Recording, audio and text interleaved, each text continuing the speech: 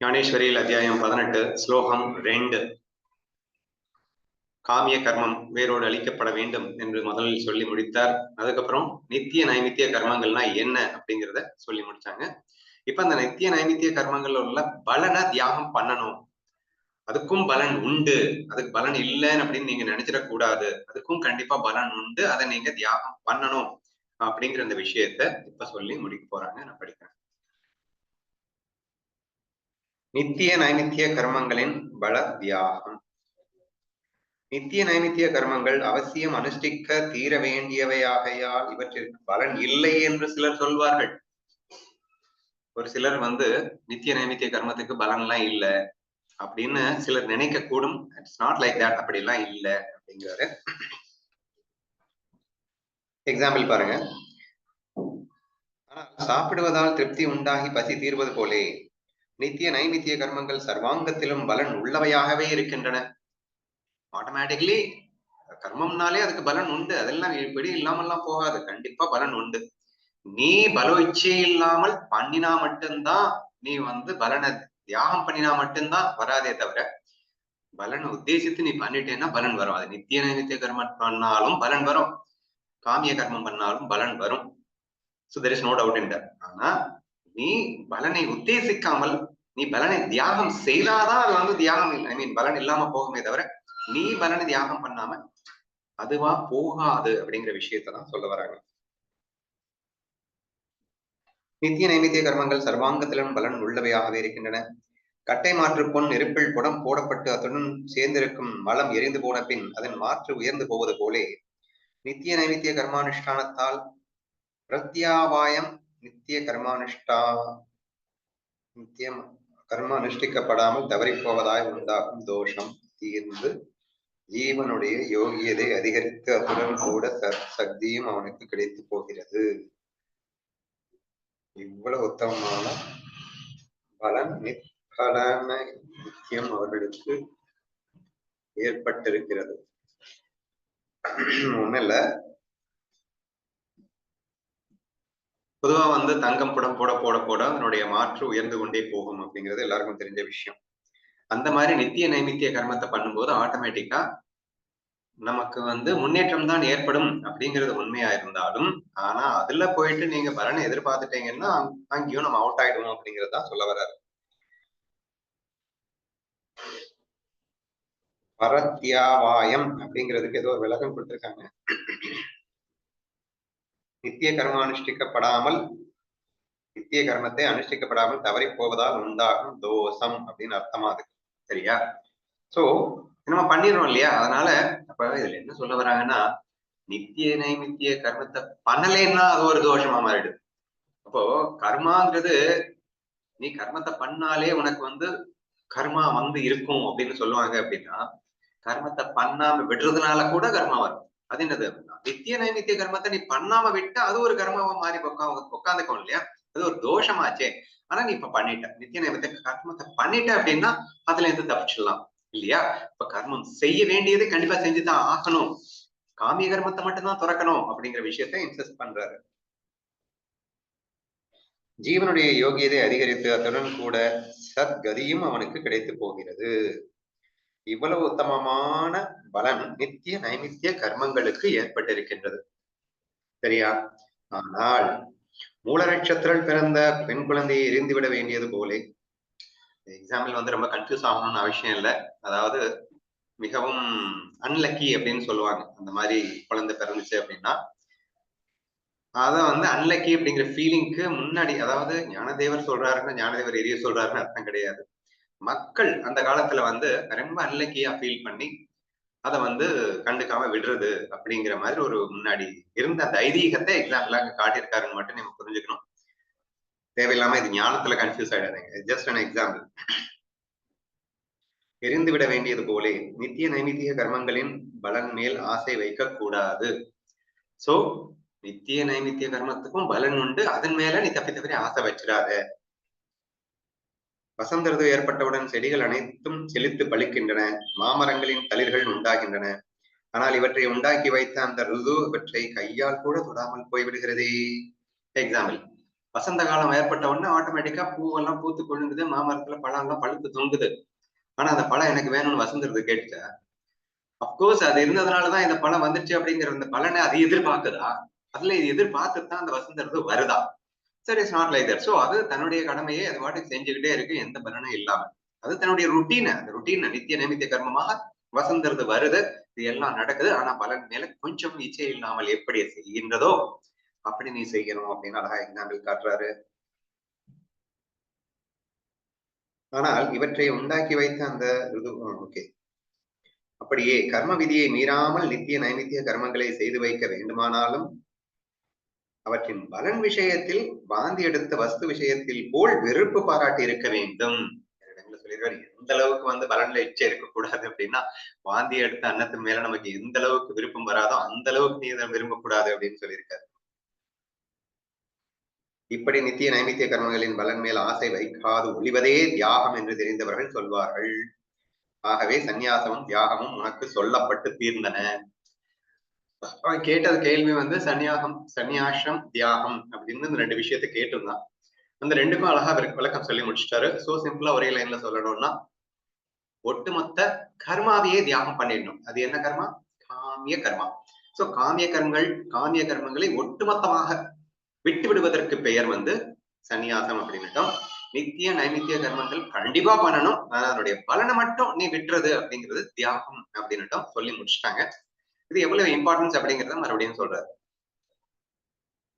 சந்நியாசத்தால் காமிய கர்மத்தின் பாதகம் விலகி போய் நிஷித்தமானவை தாமாகவே நிஷேதிக்கப்பட்டு போய் நித்திய நைமித்திய கர்மங்கள் எவையோ அவையும் தலை அறுபட்டு போன பின் மற்ற அங்கங்களும் நாசமடைவது போலே பலத்தியாகத்தால் நாசமடைந்து போகின்றன. அதாவது காமிய கர்மத்தை நம்ம டோட்டலாவே விட்டோம், அப்ப கர்மால இருந்து தப்பிச்சிட்டோம். அப்புறம் நித்திய நைமித்திய கர்மத்தை பலனை விட்டோம், அதனால தலை அறுபட்டு போனா அங்க வந்து நான் நடக்க முடியுமா நம்மளால? தலை அறுபட்டு கீழே விழுந்துதான். அது மாதிரி அந்த பலனை எப்ப எதிர்பார்க்கலையோ அப்பவே நீ கர்மத்தை பண்ணாலும் அதை பண்ணாத மாதிரிதான். சோ அதனுடைய கர்மா உனக்கு வந்து சேராது. அப்ப காமிய கர்மத்துல இருந்தும் கர்மா வராது, நித்திய நைமித்திய கர்மத்துல இருந்தும் கர்மா வரப்போறது இல்ல. 2ல இருந்தும் நம்ம பியூரிஃபை ஆகிட்டோம் அப்படிங்கிறாரு. பின்பு விளைவு முற்றி போன பயிர்கள் தாமாகவே அழிந்து போவது போலே கர்மங்கள் அழிந்து போய் ஆத்ம ஞானம் தானாகவே ஏற்பட்டு விடுகிறது. முற்றி போன பயிர்கள் வந்து பாத்தீங்கன்னா ஆட்டோமேட்டிக்கா செத்து போயிடும். இங்க கூட வயல்ல நெல் போடுறாங்க, ஃபுல்லா விளைஞ்சதுக்கு அப்புறம் முற்றுனதுக்கு அப்புறம் அதுவா செடி காஞ்சு போயிடுது, சரியா? அப்போ அந்த மாதிரி இங்கே இந்த கர்மங்கள் முழுமையாக முற்றிவிட்ட காரணத்தினால் அது அழிந்து விடுகின்றன. இப்ப கர்மங்கள் அழிந்துருச்சு அப்படின்னா நீ ஆத்ம ஞானத்தை பெறுவதற்குண்டான தகுதியை பெற்று விடுகின்றாய். ஏன் வந்து இந்த இடத்துல கர்மங்கள், அது ஒரு நாள் கிளாஸாவே கூட டிஸ்கஸ் பண்ணலாம்னு நினைக்கிறேன். கர்மங்கள் அழிந்து போறதுக்கும் ஆத்ம ஞானம் ஏற்படுவதற்கும் என்ன சம்பந்தம் ஐயா இருக்கின்றது? கர்மங்கள் ஏன் ஐயா அழிய வேண்டும்? ஆத்ம ஞானத்துக்கும் கர்மங்கள் அழிவதற்கும் ஏதாவது சம்பந்தம் உண்டா அப்படின்னு கேட்டீங்கன்னா, கர்மங்கள் ஆக்சுவலா மாயா. கர்மங்கள் அப்படிங்கிறது என்ன? மாயா. மாயை அப்படிங்கிறது இருக்கிற வரைக்கும் நீங்க உண்மையை பிடிக்க முடியாது. இப்ப மாயை அப்படிங்கிறத இல்லைன்னு எப்ப புரிஞ்சுக்கிறோமோ அப்பதான் உண்மையை பிடிக்க முடியும், இல்லையா? அப்போ இந்த மாயை என்று புரிந்து கொள்ளும் போது ஆட்டோமேட்டிக்கா காமிய கர்மம் பண்ண மாட்டோம், நித்திய நைமித்திய கர்மத்தை பலன் எதிர்பார்க்காம பண்ணிட்டு இருப்போம், இல்லையா? ஏன்னா ஆட்டோமேட்டிக்கா மாயைன்னு புரிஞ்சவனுக்கு அங்க எதுவும் செய்யணும்ன்ற ஒரு இச்சையை எழாது அப்படிங்கிற ஒரு விஷயத்த புரிஞ்சுப்பாங்க. சோ அதனால கர்மங்கள் ஒழிதல் எல்லாமே அது என்னது ஹிருதகிருத்தியன் அப்படின்னு ஒரு வார்த்தை யூஸ் பண்ணுவாங்க. Completely field state. அதாவது இனி கர்மம் செஞ்சு நான் அதை பலனை புசிச்சு நான் திருப்தி அடையணும் அப்படிங்கிற ஸ்டேட் எல்லாம் இல்லாம நானாகவே நிறைந்திருக்கின்ற ஒரு நிலை, அல்லது பூரண எல்லா கர்மத்தையும் முடித்துவிட்டு திருப்தனாகிவிட்ட ஒரு நிலை அப்படிங்கிறது ஹிருதகிருத்தியன் அப்படின்னு சொல்லுவாங்க. அப்புறம் இன்னொரு வார்த்தை வந்து நைஷ்கர்மிய சித்தி அப்படின்னு ஒண்ணு சொல்லுவாங்க. நைஷ்கர்மிய சித்தி அப்படின்னா இவனுக்கு இனிமே செய்ய வேண்டிய வேலை அப்படிங்கிறது ஒண்ணுமே இல்லை அப்படின்னா அவன் நைஷ்கர்மிய சித்தி அடைந்தவன் அப்படின்னு சொல்லுவாங்க. இதெல்லாம் வந்து steps to go for the ஞானா என்று சொல்லப்படுகிறது. அதாவது ஆன்மீக ஞானத்திற்கு இவனுக்கு இந்த தகுதி இருக்கணும். ஏன்னா நைஷ்கர்மிய சித்தின்னா என்ன, இனி செய்வதற்கு ஒன்றும் இல்லை அப்படிங்கிற ஸ்டேட். அப்படின்னா ஆசையே இல்லைன்னு அர்த்தம். இப்ப யாருக்கு இந்த இது கிடைக்கும் அப்படின்னா, இந்த மாயை உண்மையான நம்பிட்டு இருக்கிற வரைக்கும் ஆசைகள் விட்டு போகாதுங்க. இதனாலதான் உண்மையிலே நம்பின அல்லது உண்மை நம்பினதுனாலதான் ஆசையே வந்துச்சு. அதனால இது பொய் என்று முழுமையாக அதை நாம புரிந்து கொள்ளப்படும் போது அப்போது கர்மங்கள் ஆட்டோமேட்டிக்காக விலகுகின்றன. அப்ப ஆட்டோமேட்டிக்கா ஆத்ம ஞானமும் கிடைக்கிறது. அல்டிமேட்லி ஆத்ம ஞானம்ங்கிறது மாயான்னு புரியுறது தான். ஆனா மாயான்னு புரியணும் அப்படின்னா கர்மங்கள் பொய் என்று உணரப்பட வேண்டும். கர்மங்களே பொய் என்று உணர்ந்தால்தான் நமக்கு இந்த இவர் சொன்ன அந்த விஷயத்தை நம்ம ஃபாலோ பண்ணி நைஷ்கர்மிய சித்தியோ அல்லது திருத கிருத்தியனாகவோ நம்ம மாற முடியும் அப்படிங்கிறத புரிஞ்சுக்கணும். இவ்விதமாக தியாகம் சந்நியாசம் என்ற இரண்டையும் புத்திசாலித்தனமாக அனுஷ்டித்து வருகிறவன் ஆத்ம ஞானத்தை அடைவதற்கு வேண்டிய யோகியதை சம்பாதித்துக் கொள்கிறான். So this is stepping stone towards the getting the ஆத்ம ஞானம். அதாவது கர்மயோகம் ஞானத்தை கொடுக்குமா அப்படின்னா கர்மயோகம் பண்ணி உன் மனம் சுத்த சித்தியை அடைந்தால்தான் ஆத்ம ஞானத்தை புரிந்து கொள்ளும் சக்தியை உனக்கு கிடைக்கின்றது. ஸோ தேர்ஃபோர் இந்த ஒரு குவாலிபிகேஷன் உனக்கு ஆத்ம ஞானத்தை அடைவதற்கு யோகியதை சம்பாதித்துக் கொள்கிறான். இந்த யுக்தியை அறியாதவனாக ஒருவன் மனசுக்கு தோன்றின பிரகாரம் கர்ம தியாகம் செய்தால் அது உண்மையான தியாகமாகாமல் அவன் மேலும் அதிகமாக காமத்தில் சிக்கி போவதற்கே அது காரணமாகிறது. அப்ப நான் எப்படி சொன்னேனோ அந்த மாதிரிதான் பண்ணணும். அதை விட்டுட்டு உன் இஷ்டத்துக்கு தியாகம் பண்றேன்னு பண்ணிட்டு இருந்தேன்னா அப்படின்னா என்ன அர்த்தம், நித்திய நைமித்திய கர்மத்தையே தியாகம் பண்ணிடுவோம். அல்லது ஏதோ கர்மம் செய்வதற்கு பயந்து கொண்டு தியாகம் பண்ணுவான், அல்லது சோம்பேறித்தனத்துல தியாகம் பண்ணுவான். இதெல்லாம் தியாகம்னு சொல்லிட்டு உன் இஷ்டத்துக்கு இருந்தேன்னா மேலும் மேலும் கர்மத்துல சிக்கி போறதுக்கு தான்டா உதவுமே தவிர ப்ராப்பரா நான் சொன்ன மாதிரி பண்ணா மட்டும்தான் அது உண்மையான தியாகமாக இருக்க முடியும் என்று சொல்லுகிறார். வியாதி இன்னதென்றும் அதற்கு தகுந்த மருந்து இன்னதென்றும் நிர்ணயித்துக் கொள்ளாமல் கண்ட மருந்தை சாப்பிட்டு வைத்தால் அம்மருந்து விஷமாகவே முடியும் அல்லவா? பசி எடுத்தவன் அன்னத்தை புசிக்காதிருந்து விட்டால் இறந்து போவான் அல்லவா? ஆகையா அதாவது 2 எக்ஸாம்பிள், அருமையான எக்ஸாம்பிள். அதாவது என்ன வியாதிக்கு என்ன மருந்து சாப்பிடணும் அப்படிங்கிறது ரொம்ப ரொம்ப முக்கியம். அதே மாதிரி பசி எடுத்ததுக்கு அப்புறம் நீ அன்னத்தை சாப்பிட்டுதான் ஆகணும். சாப்பிடாம இருந்தாலும் அதுவும் டேஞ்சர்.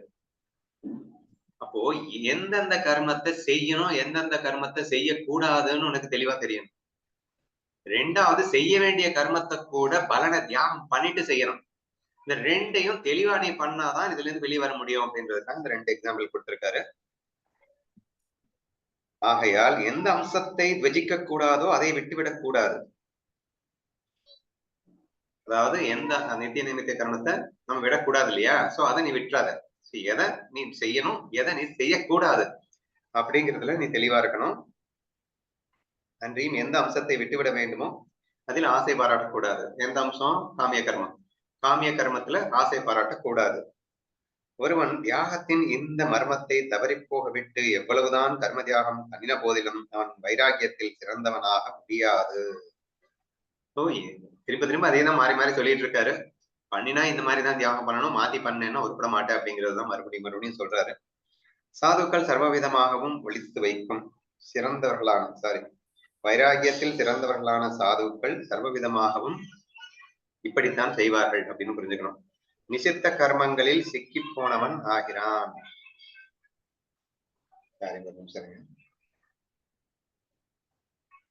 தப்பா கர்ம தியாகம் பண்ணா என்ன ஆகும் அப்படின்றத கடைசியா சொல்லி முடிக்கிறாரு.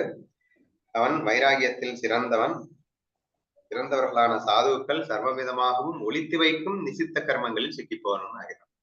அப்போ தப்பா புரிஞ்சுக்கிறவன் என்ன பண்ணிடுறான்னா, சர்வவிதத்தாலும் சாதுக்கள் எதை நிசித்த கர்மம்னு பண்ணக்கூடாதுன்னு ஒதுக்கி வைக்கிறாங்களோ அதுல போய் மாட்டிக்கிட்டு சிக்கிப்போமா. அதனால கர்மத்துல சிக்கிட்டு புனரபி ஜனனம் புனரபி மரணம் அப்படிங்கிற மாதிரி சம்சார சக்கரத்தில் சுழல வேண்டிய ஒரு அவல நிலை ஏற்படும் என்று சொல்லி இந்த ஸ்லோகம் நிறைவடைகிறது. நாளைக்கு